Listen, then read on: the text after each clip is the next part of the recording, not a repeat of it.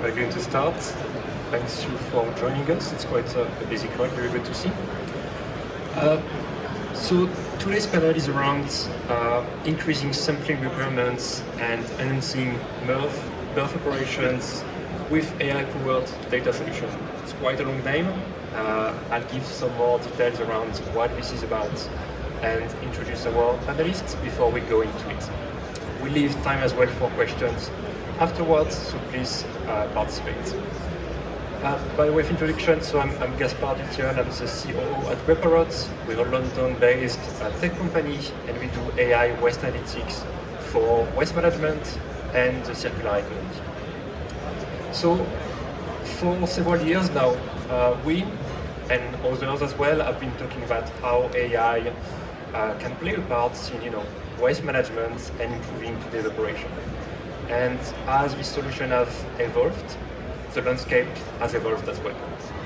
So we've seen from a very privileged position, waste managers really start using these solutions and appropriate themselves and find innovative way to use them and push technology provider like ourselves to align better what the technology can do to serve their operational needs. At the same time, we've seen the regulation evolve as well. And in particular, from next month, the new MRF regulation will require waste managers to do more sampling, to get more data, increase the frequency, and increase the detail of its reporting. And that's something AI can really support. So these two themes, they are different, but actually they are very interconnected as well. And AI as a solution, as a technology, can really enhance things across the board. And so that's the question we're asking ourselves today. How can AI help us do better what we're currently doing, but how can it as well help us overcome coming challenges, whether there's coming from the regulation or just from changing consumers' behaviors and waste flows. So I'll just quickly do a small video presenting what Greyparrot is about, just some visuals, and then I introduce our guests.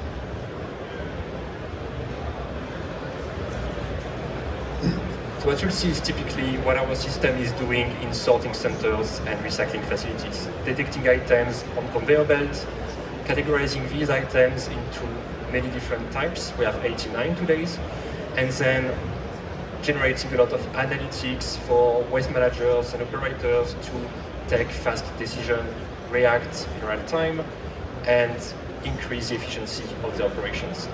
We also integrate much more now with the infrastructure themselves, so we can increase sorting processes and really build what we call the sorting center of the future, which is about dynamic control and reacting in real time to changes of feedstock and waste flows. I'll stop here, and of course, if you have more questions on that, we'll talk later. So, I will let our guests introduce themselves, but please, Connor, if you can start. So Connor is CIO at RWM. Good afternoon, folks. So, yes, I'm Chief Information Officer in RWM. I've been consulting in the recycling industry now for around 15 years. And through that time, IT has grown and evolved from being come fix my printer to let's see how we can help people in the plant do more. So I do have a remit to look at new technologies, bring proof of concepts, put them in front of plant managers like Rafa, who I see in front of me here, and then speak to them and see are they able to get any value from these platforms. And Sam Reeve, CEO at Resource Features. Thanks, Gaspard. So I'm Sam, CEO of Resource Features. We're a sustainability consultancy. Part of our services we do are on data gathering. And we do a lot of the old analog data gathering, the manual sorting. And we've been talking with Greyparrot over the last few years of how the digital AI solution to data gathering can work alongside the manual and ultimately improve the knowledge within the sector. And so it's kind of thanks for the opportunity to come and talk. So thank you for you both for joining. So the first question for you, Connor. So from your perspective as waste operators, how can AI help you optimize their operations and support waste management operators really on their day-to-day business?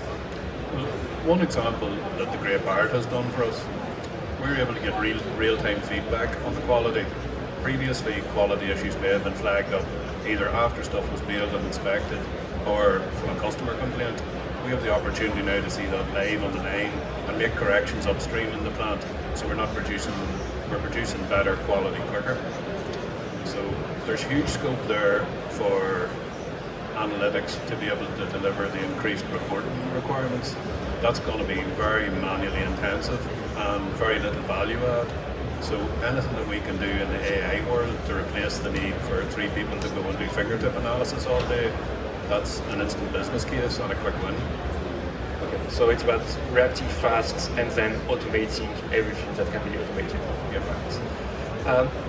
Sam, on your side, can you tell us more around the upcoming regulations and how AI solutions can play a part into supporting this? Yeah, so obviously the new regulations come in at the beginning of October.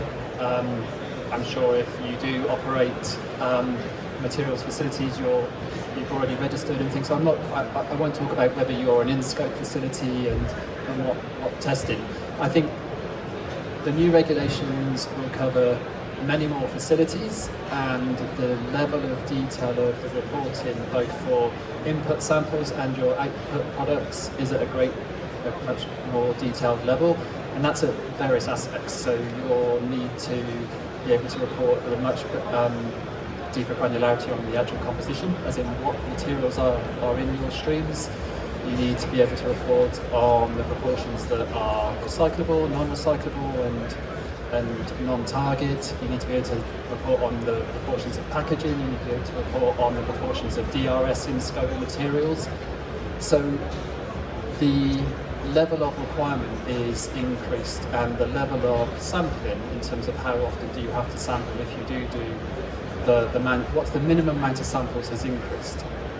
I think we have worked for the last 20 years with facilities and with governments and the agency on aligning data needs for improving the sector and running the facilities to increase the capture of materials, and that's what we're all interested in, is enabling the recycling and sector to perform better.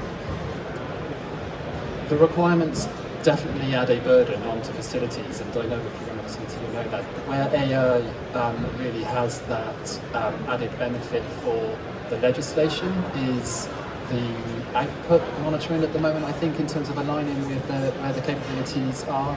And I think the business case, as Connor can testify to, is when you overlay that with that real-time operational feedback, it's almost as if your reporting requirements for your agency returns, or depending on where you're based, the relevant agency, is almost a byproduct of that operational intelligence that you're getting.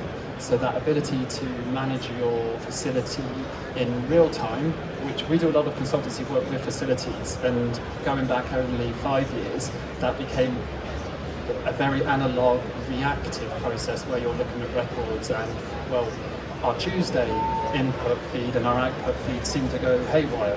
Where's that? And you would spend days talking to the plant managers, whereas now with that AI, that real time, and being able to really focus on your outputs, and particularly I know Greyparrot as a solution that around your plastic outputs, your metal outputs, that's where there's real value in not having that manual, labour intensive, very time cut samples.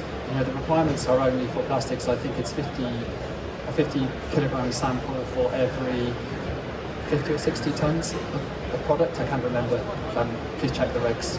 Don't misreport because of me. So that it adds real value. That, and in its early days, but the learning curve of the tech and the value it's added is really impressive, and it's making our job more interesting as well, because we're tackling new and bigger problems with the facilities, using the data that's coming out of the AI analyzer.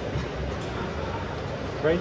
And so, Connor, just going back as well on this compliance aspect, in your opinion, so obviously waste managers do the sampling and the report here for compliance. Typically as well, you're doing that for your own benefits, understanding better your in-feed, your product. Is that something that helps as well? How do you see this, giving you more opportunities, whether it's actually reducing your needs or optimizing the way you do it? Yeah, on top of those things, there's actually commercial opportunities, because if we can show customers and demonstrate live the quality that's come through our plant, that establishes our bona fides. So one interesting use case we had for Greyparrot, we took commingled sourced paper output and took a dual stream paper sourced output. We compared the two, and we found interestingly that the commingled that came out of our plant rated quite a few percentage points higher than the source separated.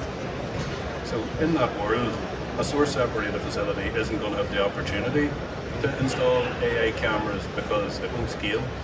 So we believe that well invested in MRFs allow those ROIs and business cases to be developed.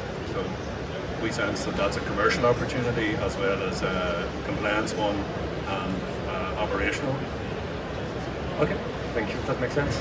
I'd like to give the opportunity for the audience to ask questions, please, if you have anything. Yes? Anything?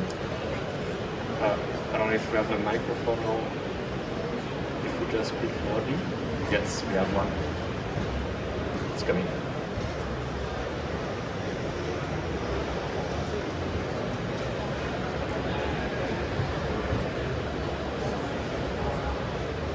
Thank you very much. Shelley Tinsmiles from RWM. Just wondering, for Carlo, with this AI that's coming into facilities, do you have that in all your facilities, and how quick was it to get it installed as such up and running? The installation process was very fast. I would say the tuning process took considerably more time, because with all these systems, number one, it's okay for me to propose a platform and say that in theory AI could do X, Y, Z, but that actually has to translate to being accurate, and that has to be something then that the plant manager, Rafa, that he takes on and believes. So that process took a bit of time. That was us working in partnership with Greyparrot to tune the model, to do fingertip analysis, to do lots of comparisons back and forward, and for them to make tweaks. But then ultimately we got to a place where, yes, the Greyparrot system actually went off for a week when we were doing a network upgrade, and the plant managers were saying we want that back on. So that's how you know you succeeded.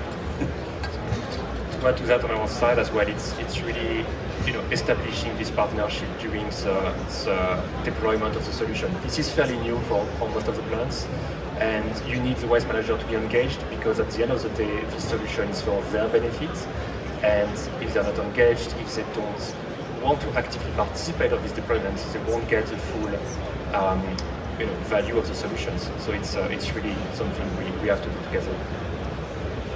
Yes, another question here.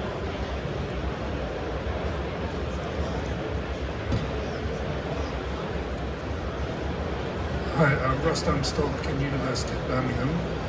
I lead a large robotics and AI research lab, and I'm interested in finding new academic research challenges for my AI experts.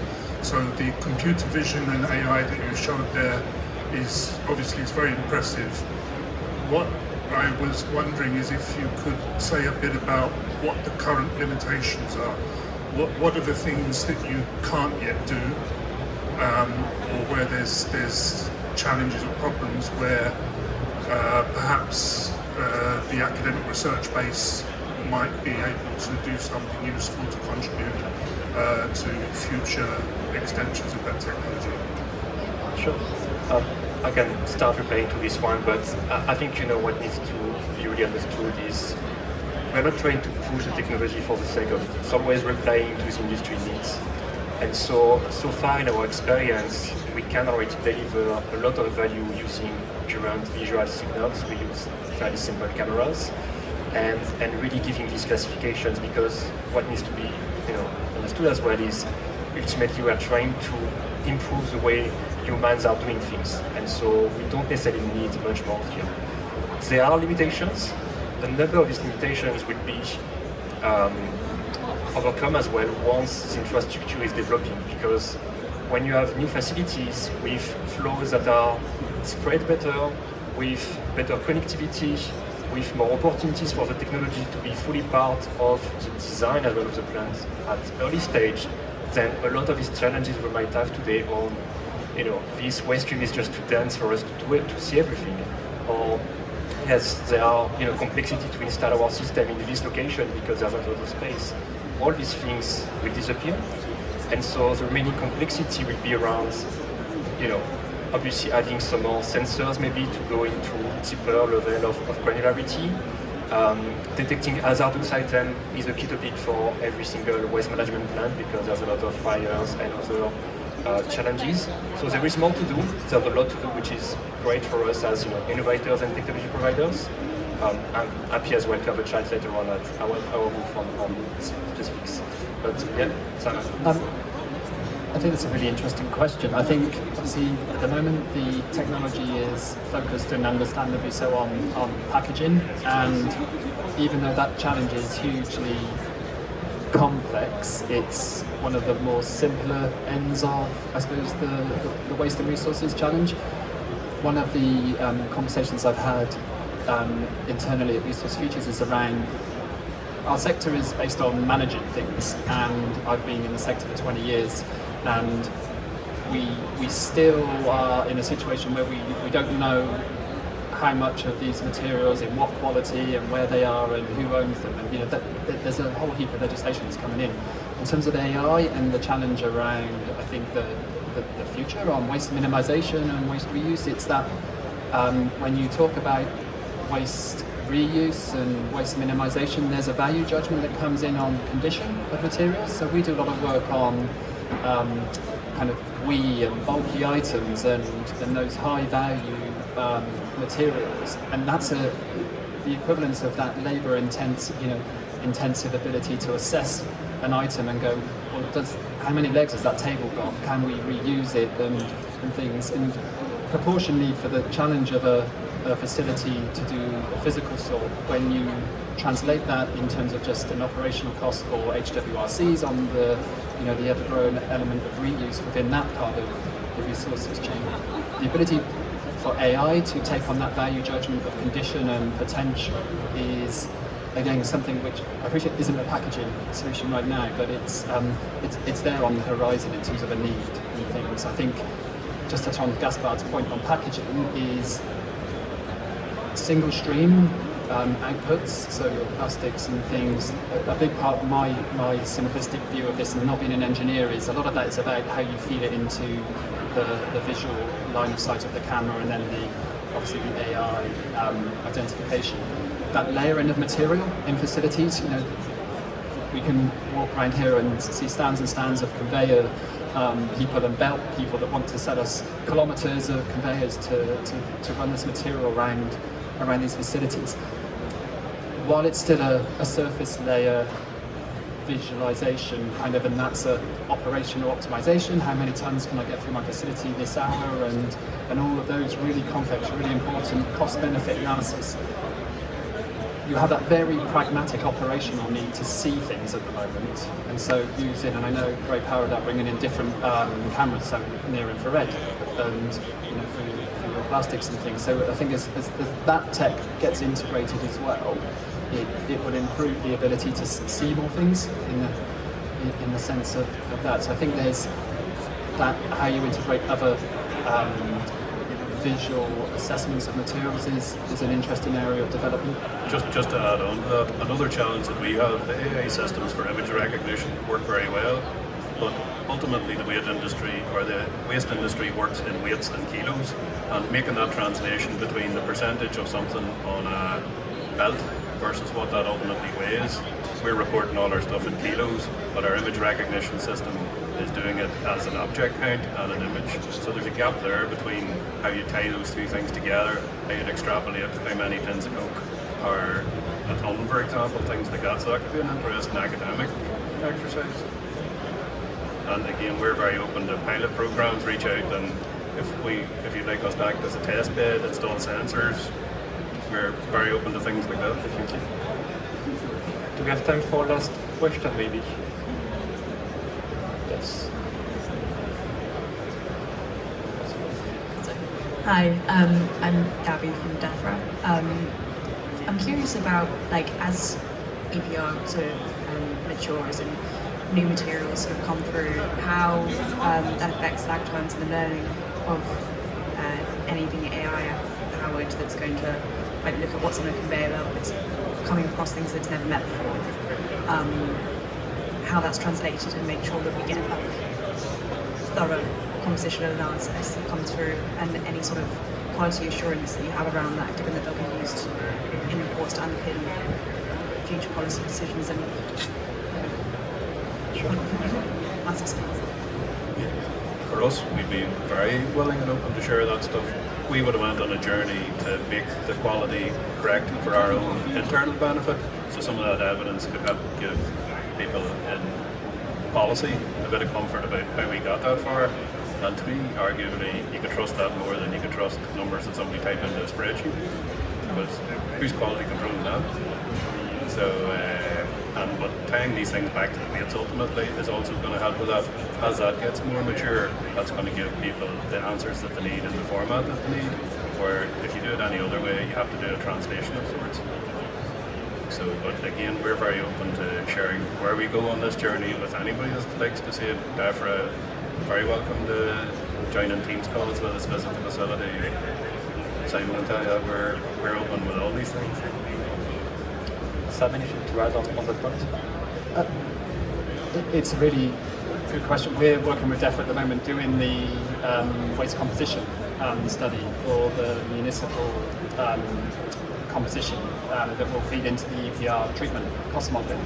And and obviously all of that legislation, the packaging legislation that's coming in, has been a real game changer for data, and rightly so. It's, again, it goes back to my earlier comment about we're managing the stuff, we don't know how much and where it is. You know, it's kind of, you go into any other industry, when you talk about quality and you present the case of waste and resources sector from 5 years ago, and you just get a really confused look.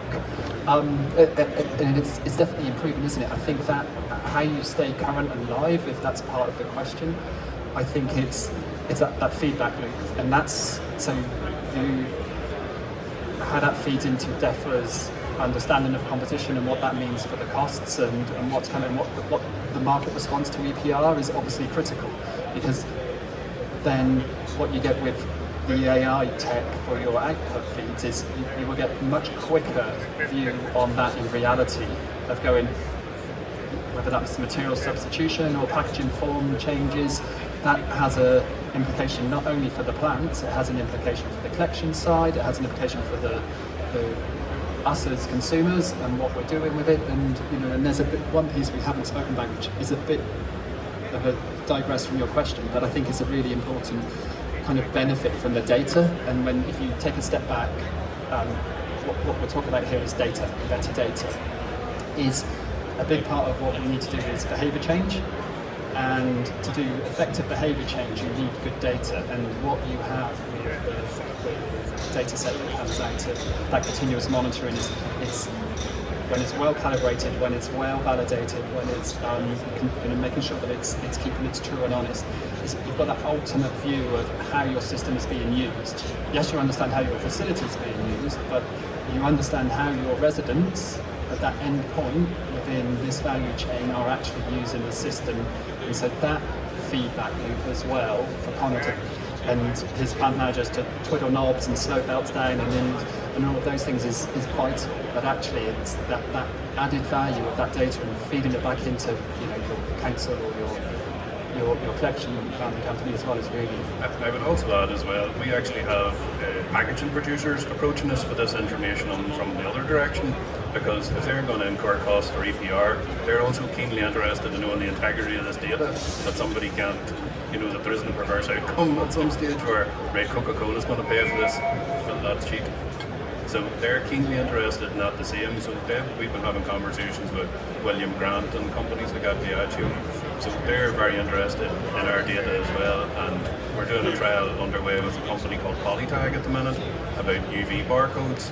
So individual companies, their companies are able to create bespoke SKUs and put the barcodes onto the actual packaging so they can see consumer behaviour from the other side, the commercial side as well as the policy side. So this is kind of coming from three directions. It's coming from material producers, it's coming from operational efficiencies, and then it's also coming from the legislation policy world. So between all those things, everybody nearly has a reason for it to be Correct. That's our time. So thank you very much for everyone for attending. Thank you, Connor. Thank you, Sam. If you have more questions, please come to us. We're here. We're also running data workshop at our booth H160, where we can also explain how we support compliance reporting and operational efficiency for the Gulf. Have a great day. Thank you. Thank you.